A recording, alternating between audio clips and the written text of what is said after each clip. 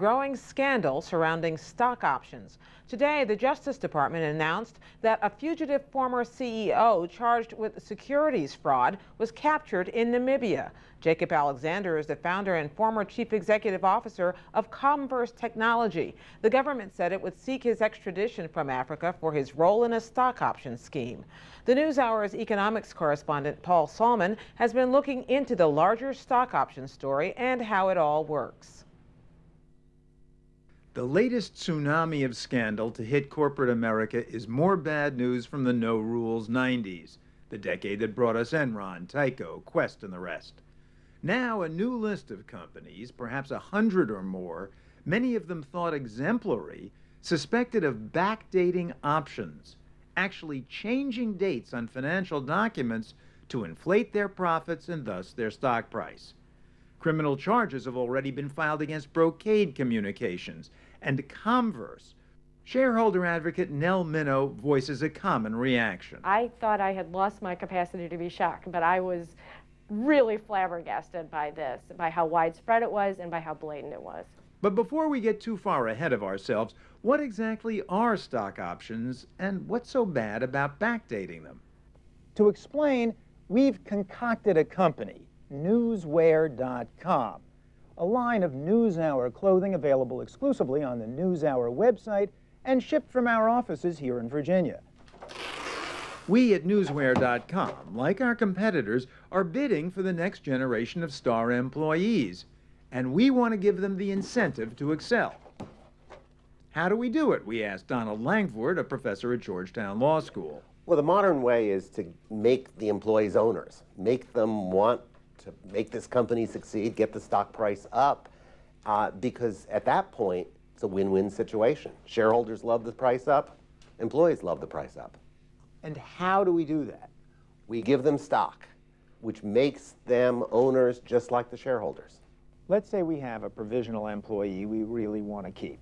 So how about we give you stock in the company and you stay with us permanently? Are you serious? Yeah, no, that sounds great. But for the current shareholders of our company, there's a problem with just ladling out stock: dilution. Dilution. What does dilution mean? Dilution means that before the stock was given out, I owned a certain amount of the company as a shareholder. After stock is put in the hands of all these employees, I own less of the company. My interest has been diluted. The problem of dilution is the key to unlocking what became the stock market scam. To show why, and make this a little more personal, let's assume that viewers like you were the shareholders of Newswear.com. A representative sample of you in the condo complex next door, watching the NewsHour, of course.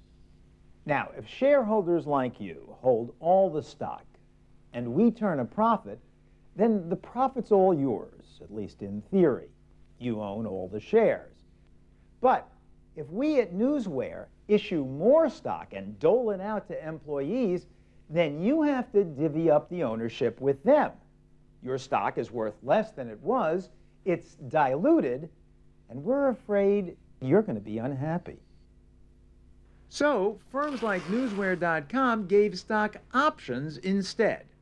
And what is an option? An option is a right to buy something in the future at a price that's set today. So if the price goes up in the interim, the person can exercise the option by buying the stock at that price, then selling it at today's price, make the difference. Absolutely. And when the stock market is going up and company values are going up, employees can be very excited about that thought of getting seriously rich. Unfortunately, there's a downside to stock options for employees, as our provisional Newswear.com hire understood. So how about we give you stock options at today's stock price? But if the stock price tanks and it never gets back up to what it is now, then it's worthless to me. He's right. Say today's stock price is $100 a share, and we grant options at $100 a share. Then if the stock price sinks and never rises above today's price, the options won't bring him a dime. They're underwater, as they say on Wall Street. But if we really want an employee, we could give him or her an option at below today's stock price, say $30 a share. So an option to buy at 30, which the person exercises, then sells immediately at 100 and makes the difference. Such options are called in the money. It's perfectly legal. But there is a catch for executives trying to maximize profits and keep you shareholders content. While options granted at today's stock price don't have to be deducted from profits, in the money options do. So grant a $30 option when there's a $100 stock price and $70 gets pulled from profits for every option issued. If the stock option is granted in the money, you do have to put on the financials that portion that represents the in the money. That does become an expense. That does reduce the company's earnings.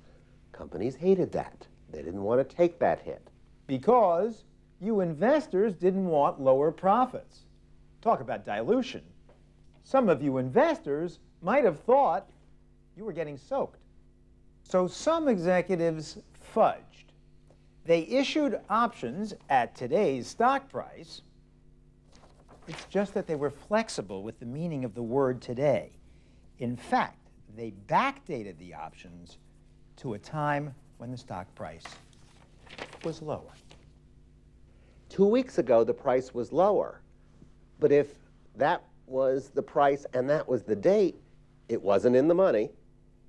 Nothing to expense. That way, we don't have to take the hit, but we do have to lie.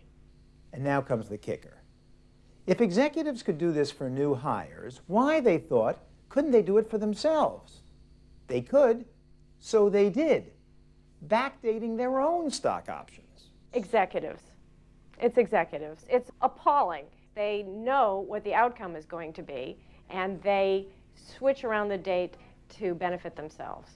At Converse, where the CEO has gone missing, the scam seems to have gotten even more audacious. Chief Executive Officer, Chief Financial Officer were alleged to have doctored documents, created a slush fund of options for fake employees, all so they could be awarding these options to other employees and, in some cases, putting money in their own pockets. Which they allegedly did, to the tune of millions of dollars. What a way to run a business. Naming the slush fund for phantom employees after Andrew Lloyd Webber's haunting Phantom of the Opera. And backdating to taste. But how could they be so bold? We asked former federal prosecutor Jacob Frankel. Isn't it obviously fraud if you change the date on something? That's the exact kind of case that the prosecutors are bringing. And that is something that is obvious to the average person who's going to sit in the jury box, and they're going to understand these documents were manipulated. This is fraudulent conduct. Fraudulent conduct that may seem egregious, but turns out to have been pretty run-of-the-mill. As to how many more prosecutions there'll be, we can make only one promise. There's a place where they won't find anything wrong. Newsware.com. And as we noted earlier, Converse's former CEO, Jacob Alexander, was arrested in Namibia today. Paul's report was filed before Alexander's capture.